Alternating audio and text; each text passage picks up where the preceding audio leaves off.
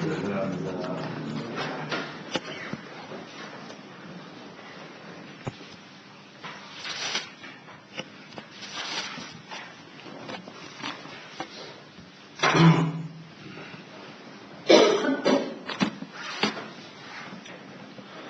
26장이죠.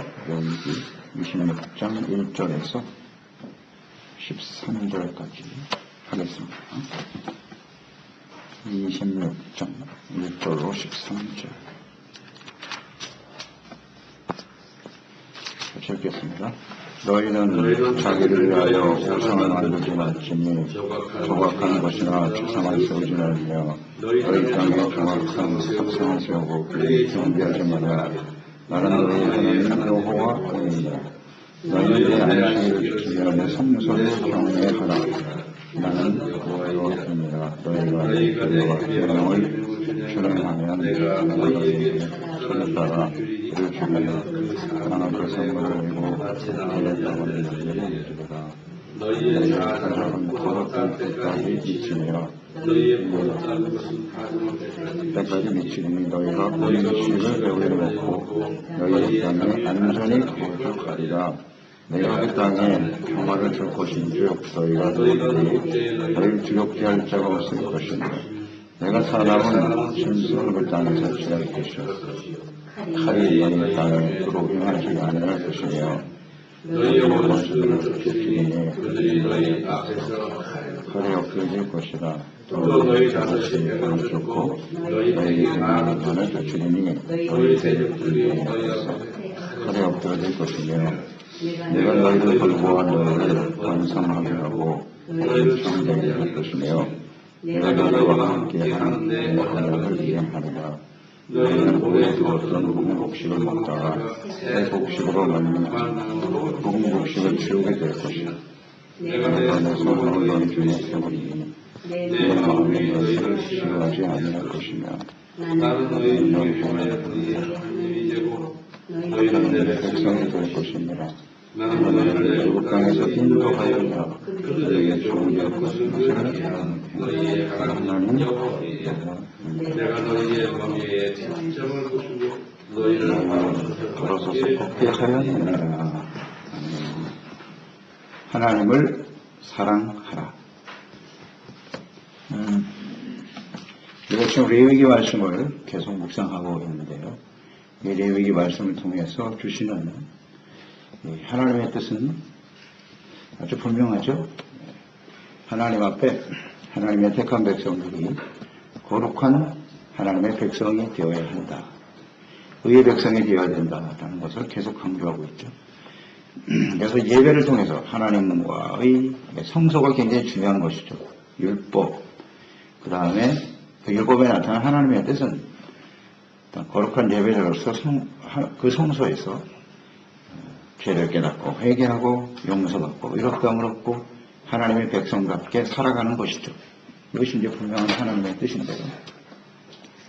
이 레위기와 출애굽기서 말씀 우리가 잘 묵상을 해야 우리가 하나님께서 원하시는 거룩한 하나님의 백성으로 살아갈 수 있게 되는 것이죠. 그래서 이 출애굽기서에 나타난 또 레위기에 나타난 이 하나님의 뜻을 간단하게 요약하면 어떻게 말할 수 있겠습니까? 하나님의 백성을 향하신 하나님의 뜻은 무엇이다? 하나님을 사랑하는 것이고 이웃을 사랑하는 것이고 그게 율법의 핵심이잖아요. 요약이고요. 그래서 하나님을 사랑하는 것, 이것을 우리가 어떤 모습으로 하나님을, 어떤 구체적인 모습으로 하나님을 사랑해야 될 것인가 하는 것 또한 오늘 이 본문 말씀에 잘 나타나 있어요. 이 26장이 레위기의 결론 부분 아니겠습니까? 마지막 결론인데 어떻게 하는 것이 하나님을 사랑하는 것인가, 그렇게 우리가 요약을 할 수가 있는데요. 신약 성경과 연결해서 생각해 본다면 로마서 12장에 나와 있는 대로 너희가 은혜로 믿음으로 말미암아 구원받은 의롭다함을 얻은 사람들은 이제 너희의 몸을 하나님이 기뻐하시는 거룩한 산 제사로 드려야 된다. 거룩한 산 제사. 또 마태복음 5장에 나와 있는 너희는 빛과 소금이다. 착한 행실을 통해서 하나님 아버지께 영광을 돌리게 하라. 이렇게 요약이 되겠죠. 레위기에 나타난 하나님의 뜻, 이것이 바로 로마서와 또 산상수훈에 나타난 하나님의 뜻과 연결해서 생각해 본다면 의롭고 거룩한 삶의 모습으로 하나님의 백성답게 살아가라는 것이죠. 그것이 이제 곧 하나님의 사랑, 하나님을 사랑하고 이웃을 사랑하는 것으로 나타나는 것이죠. 이것이 이제 구원받은 하나님의 백성들을 향하신 뜻이다. 이렇게 정리를 해볼 수 있겠습니다. 또 하나, 이 26장은 이 축복의 약속의 말씀이 나와 있고요. 또 하나는 저주 약속도 있습니다. 저주 약속도 같이 나타나 있어요. 신명기 28장의 내용과 같죠. 이것을 보아서 우리는 하나님 앞에 축복을 받는다. 언약의 백성들이 이 언약을 순종하면 복을 받게 될 것이고 불순종하면 저주를 받게 된다는 말씀인데 결국 우리가 복을 받는다, 행복을 얻으며 살아간다라고 하는 것은 선택에 달려있다는 것입니다. 물론 그 복을 주시는 분은 누구냐? 하나님이시다. 복의 근원이 하나님이시고 그 복을 누리며 살아가는 것은 우리의 선택에 달려있다. 이 두 가지 아주 중요한 사실이에요. 이거 대명제예요. 하나님을 믿는 사람들로서는 복의 근원이 누구냐? 하나님이시다. 이건 너무나 단순한 진리고요. 아주 분명한 사실이거든요. 복을 주시는 분이 누구냐? 하나님이시다. 근데 이 하나님을 믿는 사람들도 이 복을 주시는 분이 하나님이라는 사실을 믿지 못하고 살아가는 사람이 많아요. 잘 한번 묵상해 보세요. 나에게 복을 주시는 분이 누구십니까? 하나님이 맞으신가요? 하나님이 아니라 자신의 노력과 능력으로. 그게 불확실한 사람은 또 운이라고 말하는 사람도 많아요. 운이 좋으면 되는 거고 운이 나쁘면 안 된다. 대단히 참 심각한 일이죠. 하나님을 믿는 사람이 복을 주시는 분이 하나님이라는 사실을 인식을 못하고 있다는 거예요.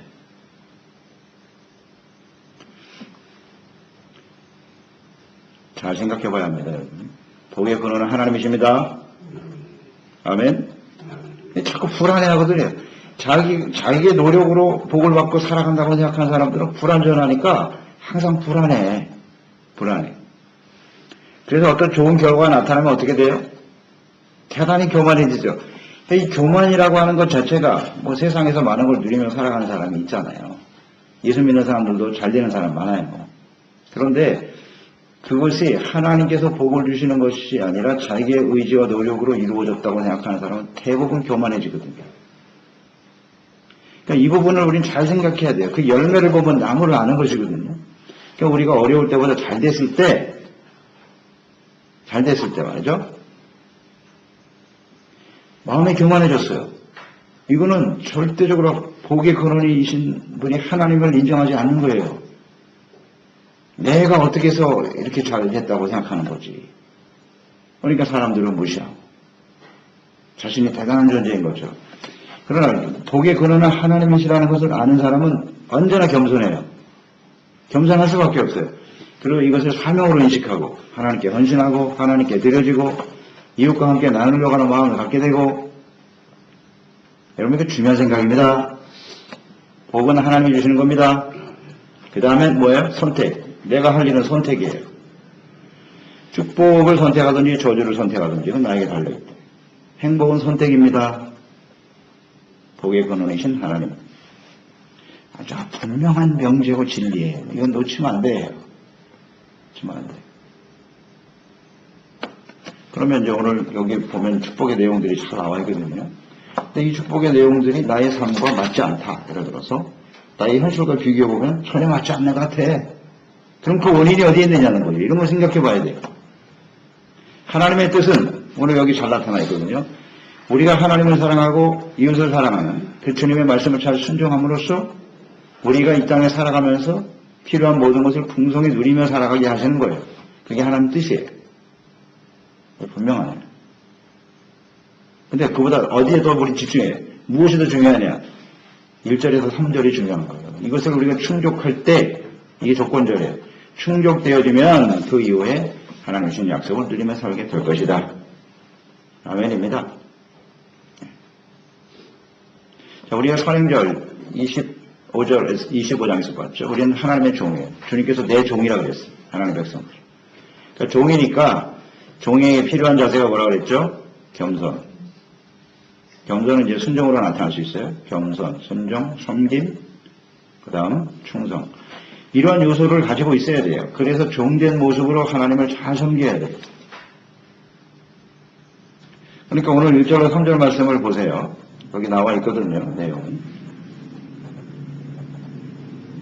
아주 복잡하지 않아요. 아주 단순하고 간단해요. 보세요. 1절, 3절 이게 세 개만 지키면 되는데 이 성경을 이렇게 요약을 해놨다고요. 1절과 3절. 자, 첫째는 뭐예요? 우상 섬기지 말라는 거 아니에요.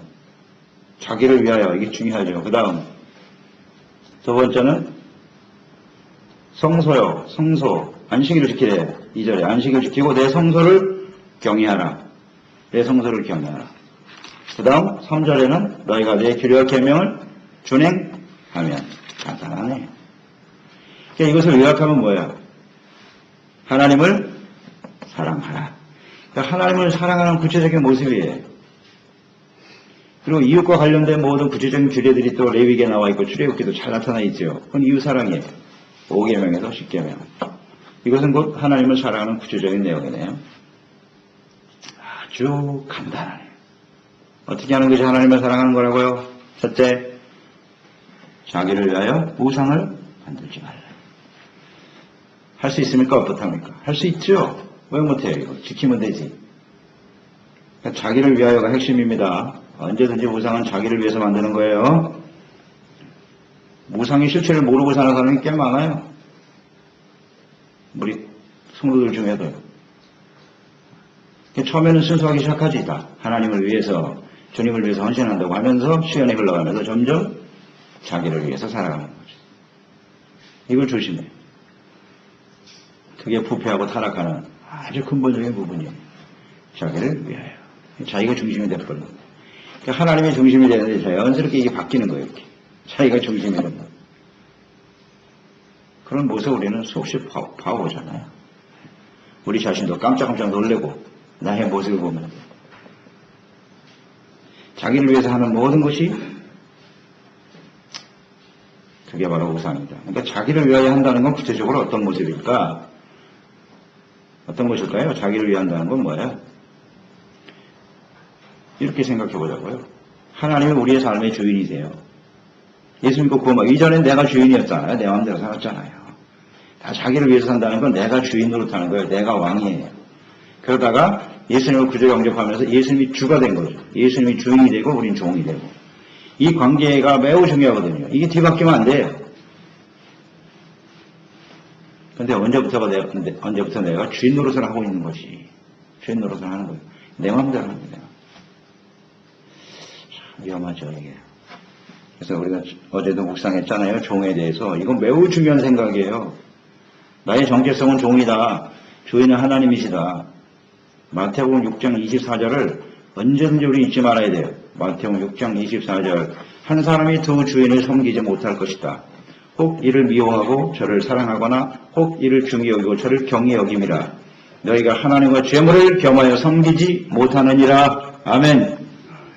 마태복음 6장 24절은 우리 마음판에 팍 새겨놔야 돼요. 언제든지요. 거기 두 가지가 나타난다고 그랬죠. 사랑과 가치의 문제라고 그랬어요. 어떤 것을 더 사랑하느냐의 문제고 또 하나는 가치의 문제다. 중히 여기고 경히 여기고. 그렇죠? 하나님과 재물은 절대 공존할 수 없습니다. 우리 가운데 사랑과 가치에 있어서는. 아멘. 하나님을 사랑하느냐 재물을 사랑하느냐의 문제란 말이에요. 누가 주인이냐. 누가. 하나님을 사랑하는 사람은 자기를 위하여 우상을 만들지 않겠죠? 만들 수가 없잖아요. 그 우상의 내용은 간단하게 그 재물이거든요. 돈이에요. 그게 우상이에요. 자기 중심, 자기 이익, 자신에게 이익이 되면 하고 이익이 없으면 안 하고.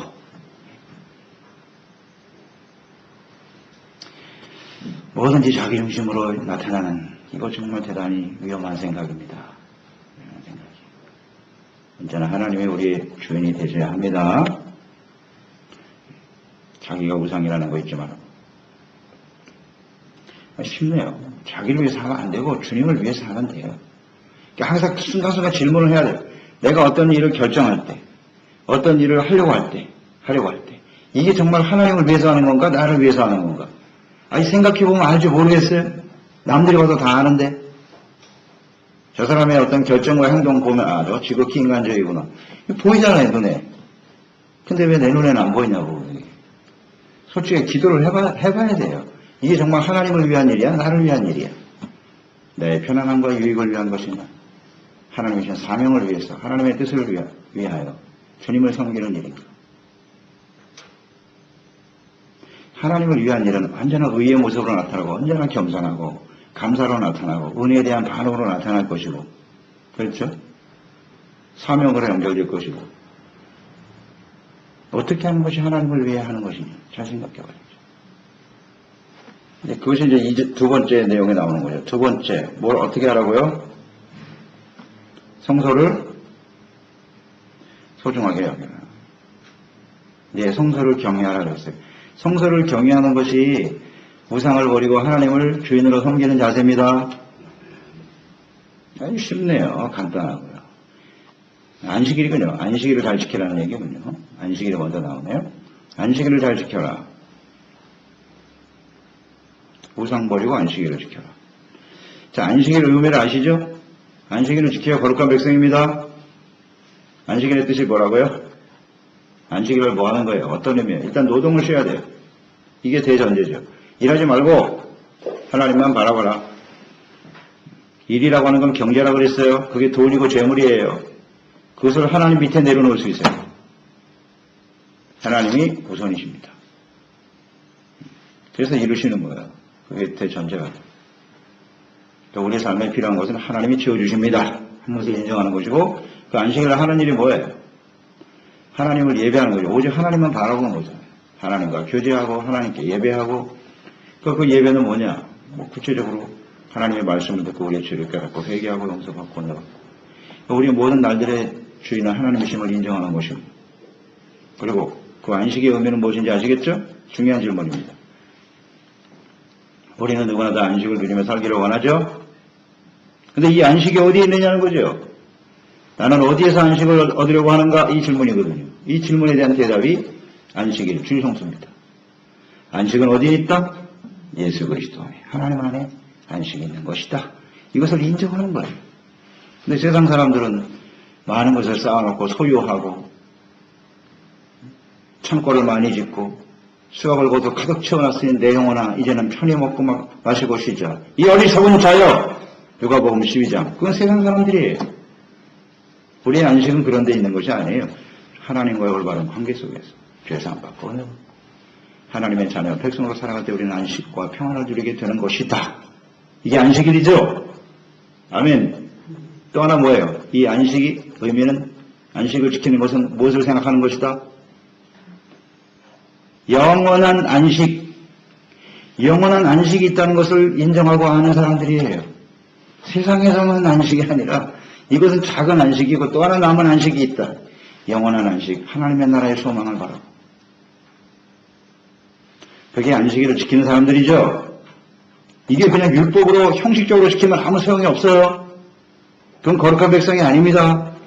아, 나 주의성수 항상 하고 있는데요. 진짜 주의성수가 뭐냐? 안식을 잘 지킨다는 의미가 뭐냐 말이지. 생각해야죠. 하나님 때문에 예배드리고 안식을 드리고. 근데 하나님 앞에 주의성수하고 예배드리는데 마음에 안식이 없어. 맨날 불안해. 평화가 없어. 걱정이 많고. 이건 뭐 잘못 지킨 거죠. 그리고 주의성수하고 종교생활을 하고 있는데 하늘나라에 대한 소망이 없어. 그냥 어떻게 하면 이 땅에서 살아볼까 몸부림치고 있다. 그건 뭐 주의성수 하는 게 아니죠. 안식일을 바로 지키는 사람의 모습이 아니라고.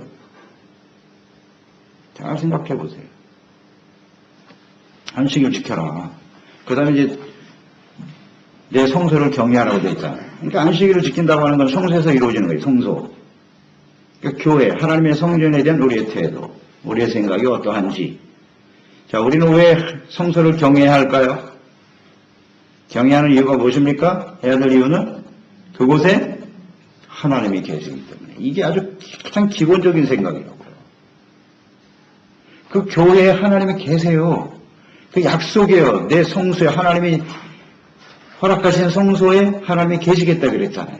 그것은 구약시대 모세시대에 거기는 성막이었고요. 그것이 솔로몬 세대에 이어져서 하나님의 성전으로 예루살렘에 임하게 됐고. 근데 그거 다 무너졌잖아요. 그래서 그 다음에 예수님이 오신 거 아니에요. 예수님 안에 계시겠다고. 오늘날 예수 그리스도를 믿고 구원받은 사람들이 모인 그리스도의 몸인 교회에 오늘날 주님은 임하여 계실 것이고, 예수님을 구주로 영접하고 하나님을 섬기는 사람들의 마음속에도 하나님이 임하시겠다고 말씀하셨고, 성서를 귀하게 여겨야 돼요. 교회를 소중하게 여겨요. 왜? 하나님이 계시니까. 성서를 경히 여기는 사람은 어떤 모습으로 나타나겠어요? 거룩한 예배자로 나타나는 거죠. 성서를 왜 주신 거예요? 왜 주셨죠? 성막을? 하나님이 우리와, 이거 잊어버리면 안 돼요. 이거 중요한 거니 결론 부분이니까 정리가 잘 되셔야 돼요. 왜 성막을 주신 거냐고. 근본적인 이유는. 그렇죠. 동행이에요. 하나님이 거룩하신 하나님, 영광스러우신 하나님이 하나님의 백성들과 함께 하시길 원하시는 거, 임하시면서 우리를 이끌어 주시겠다는 거 아니에요. 어디까지? 가나안 땅, 천국까지 인도해 주시겠는데, 다만 너희들이 거룩하지 못하기 때문에 하나님이 임재하시면 너희들은 다 죽는다. 죄 때문에. 그런데 그 죄 문제를 어떻게 해결하겠니? 그래서 율법을 주신 것이고 죄를 깨달아야지 먼저. 그 다음에 성전에 나와서 제사법을 통해서 너희가 죄를 사함받아야 돼. 그래서 거룩한 의의 백성이 되면 내가 너희와 함께해서 이끌어 줄 거야. 간단하잖아요. 이 내용을 모르면 안 돼요. 그러니까 성소를 귀하게 여긴다는 건 뭐예요? 하나님과 함께하는 삶을 너무나 소중하게 여기는 거예요. 그리고 하나님 앞에서 우리는 죄인이라는 사실을 인정하고, 어떻게 하면 하나님 성전에 가서 우리가 하나님 말씀 듣고 죄를 깨닫고 회개하고 용서받고 의로운 삶을 살 것인가. 의에 대한 열망. 아멘. 이게 성소를 경외하는 태도예요. 하나님의 교회를 소중하게 여기는 사람이라고. 의에 대한 갈망이에요. 하나님과 함께 동행하고자 하는 이런 간절한 열망이 있는 사람, 이런 사람들이 하나님의 교회와 성소를 귀하게 여기겠죠. 귀하게 여기겠죠. 아멘입니다. 여러분 이거 잘 생각하세요. 우리는 교회를 통해서 주님을 만나는 거예요. 그런데 이 하나님은, 그러니까 성소를 교회를 소중하게 여기는 것은 그 하나님에 대한 우리 태도거든요. 그런데 어때요, 우리는? 이걸 잘 실천하지 못할 때가 많죠. 교회를 함부로 욕하고, 교회를 함부로 비판하고, 이 대단히 두려운 일이에요. 물론 교회에 온전하지 못한 사람들이 모여있는 게 사실이죠.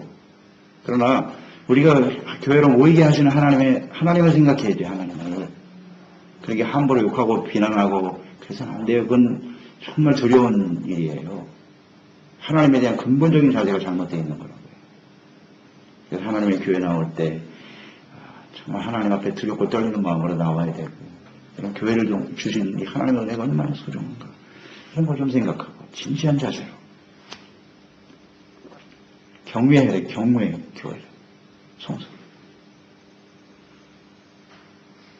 보세요. 이 하나님의 성전을 소중하게 여기서 하나님의 약속에 축복을 받은 사람들이 있어요. 시편 11편 4절에 보면 여호와께서는 그의 성전에 계시고, 이게 중요하죠. 여호와의 보좌는 하늘에 있으며 그의 눈이 인생을 통촉하시고 그의 안목이 그들을 감찰하시도다. 누구의 고백이에요? 다윗이잖아요. 다윗은 언제나 이 성전에 하나님이 계시다는 걸 알았어요. 그리고 하늘 보좌에서 우리 성전에 임하시면서 우리를 감찰하시고 인도하시는 분이라는 사실을 항상 느끼고 살았다. 하나님의 성전을 소중하게 여긴 이유가 있죠. 공경했던 사람이 다윗이죠. 그러니까 복을 받지 않습니까? 이건 아주 분명한 거예요. 너무나 성소를 귀하게 여겼어. 그래서 일생 자신의 인생을 마감하면서 어떤 유언을 남긴 거예요? 자식들에게. 솔로몬의 자기가 성전을 지으려고 했죠. 사실은 하나님께 봉헌해드리고자 간절한 마음이 있었다고요. 이건 너무나 귀한 생각이에요. 성소가 너무 소중하니까. 그런 사람이에요. 우리도 다윗과 같은 이런 유언을 할 수 있었으면 좋겠고, 그보다 더 소중한 것은 우리의 세대에 우리를 통해서 하나님의 성전이 세워지면 그것처럼 귀한 일이 없죠. 그 우리 사모하고 기도하는 거 아닙니까? 그만큼 하나님을 경외하는 태도예요. 그냥 사람들끼리 모였다 흩어지는 게 그게 전부가 아니라고요. 우리 자꾸 눈에 보이는 것만 생각하지. 성소를 소중하게 여겨라. 한 군데 더 찾아보면요. 하박국서 2장 20절. 하박국 2장 20절에 보면 오직 여호와는 그의 성전에 계시니 온 땅은 그 앞에서 잠잠할지니라 하시니라. 자, 하박국은 어떤 선지자예요? 무슨 일을 했죠? 어떤 시대죠? 이스라엘 백성들이 이제 바벨론 포로에서 돌아왔죠. 하나님의 성소를 업신여기고 하나님의 성소에 우상을 새기고 악을 행하다가 어떻게 됐어요? 결국 멸망당했잖아요. 그러면서 그들이 회복됐어요. 이제 예루살렘에 돌아오면서 예루살렘 사람들이 하나님의 성전을 회복하고 주님을 잘 섬겨야 되는데 처음에 잘하는 것 같다가 또 성전을 짓는 일을 게을리하죠. 그때 하박국 선지자가 나타난 정신 차려라. 우리가 어떻게 해서 멸망을 당했다. 하나님의 은혜로 다시 회복됐는데 다시 세상으로 돌아가려고 하느냐. 성전을 지으라. 성전을. 그게 하박국 선지자잖아요. 성전을 지으라고 외치고 있는 거예요. 근데 그 성전을 왜 지어야 되느냐 거기 나와 있잖아요. 하나님께서 성전에 계시지 않느냐. 그러니까 소중한 거다. 그래요. 성소를 소중하게 여기는 사람, 경외하고 그 교회를 사랑하는 것이고 하나님을 사랑하는 것입니다. 아멘. 이 말씀에 근거해야 되는 거예요. 그냥 막연하게 교회를 사랑하는 것이 하나님을 사랑하는 것이다. 그 의미를 모르면 안 되죠. 이 레위기에 너무 잘 나타나 있죠. 하나님에 대한 태도거든요. 하나님에 대한 태도. 하나님을 사랑하는 구체적인 모습입니다. 그 다음 이 성소가 소중한 것은 이렇게 생각해 보죠. 교회가 왜 필요하다고요? 이곳에 와서 우리는 하나님을 만나는데 만나려면 어떻게 돼? 죄를 회개하잖아요. 죄를 깨닫고 회개하고 용서받고 의롭다함을 얻고 이게 중요한 거예요. 레위기에 나타난 제사법이 주는 의미, 예배의 의미는 뭐냐? 거룩함에 있다. 의로워지는 거다. 그러니까 의와 거룩이라는 것은 우리가 하나님의 의의 백성, 물론 언약에서 주어지는 것입니다만은 그 언약이라는 것은 하나님의 뜻과 우리의 선택이 달려있다는 거 항상 잊지 마시고요.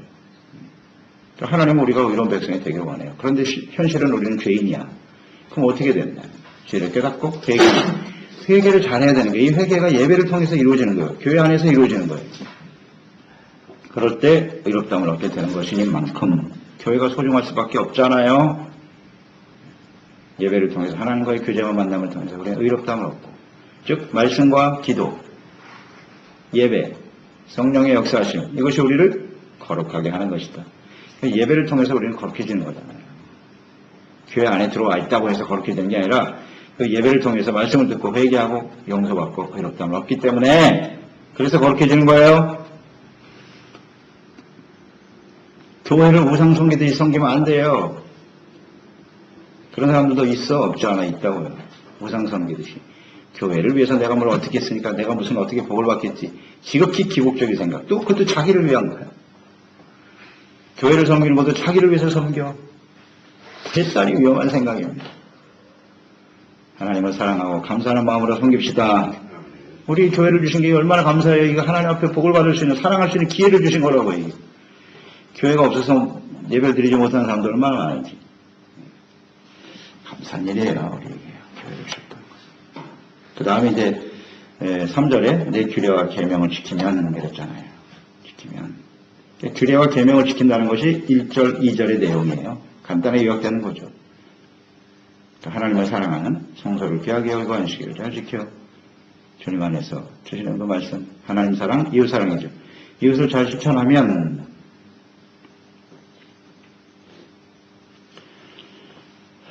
말씀 묵상하고 예배드리고 기도하고 의의 백성으로 거룩한 백성을 하나님께 서게 되면 이렇게 요약되겠죠. 그러니까 우리가 계명을 지키는 것도 하나님의 사랑이라는 거 아시죠? 나를 사랑하는 자는 내 계명을 가지고 지키는 자니라. 어렵지 않습니다.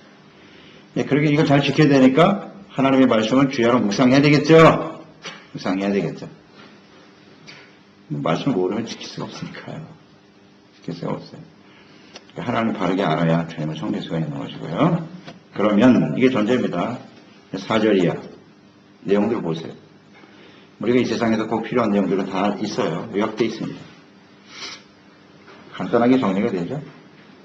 우리가 누리게 될 하나님의 축복의 약속이네요. 4절로 5절은 무슨 내용?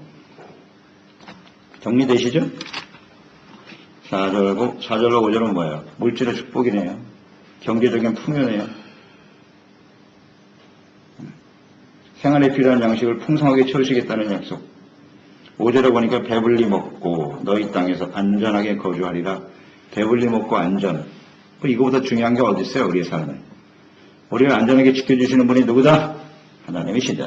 배불리 먹게 하시는 분도 누구냐? 하나님이시다. 간단하잖아요. 근데 이것을 깨닫지 못하면 우리 인생은 겉도는 거죠. 방황하는 인생이 되고 마는 거예요. 어디서 우리는 배불리 먹고 안전할 수 있을까? 간단해요. 하나님이냐 돈이냐 둘 중에 하나예요. 세상 사람 다 돈이라고 생각하는 거야. 권력 안에 돈이 들어있지. 재물이에요, 재물. 여러분, 우리는 하나님이 우리를 안전하게 지켜주시는 거예요. 잊지 말자. 6절에 보면 평화도 나와 있네요. 그 땅에 평화를 줄 것이고 7절, 8절까지 돼요. 원수가 침범하지 못하게 한대요. 전쟁이 일어나지 않고 하나님께서 평화롭게 지켜주실 것이다. 원수들을 내어 쫓게 만들어요. 5이 100을 쫓고 너희 100이 만을 쫓으며 할렐루야. 이게 어떻게 가능해지는 거예요? 하나님이 함께 하시기 때문에 가능해지는 거죠. 하나님이 함께하는 백성을 누가 건질 수 있어요? 거룩한 백성으로 우리가 하나님을 사랑하고 그래서 주님 우리가 함께 하시는 승리할 수밖에 없겠죠. 9절에 보면 내가 너를 돌보아. 이 돌보아가 중요하네. 하나님이 우리를 돌보신대요. 케어해 주신대. 아주 자세하게 우리와 함께 하면서 우리를 이끌어 주시겠다는 거예요. 돌보시니까 어떻게 돼요? 너희를 번성하게 하고 창대, 번성, 창대. 우리가 원하는 거 여기 다 들어있네. 너희와 함께한 내 언약을 이행하리라. 이게 중요하네. 하나님의 언약, 축복의 약속들 그대로 이루어 주신답니다. 10절 이하에 오래 묵어두었던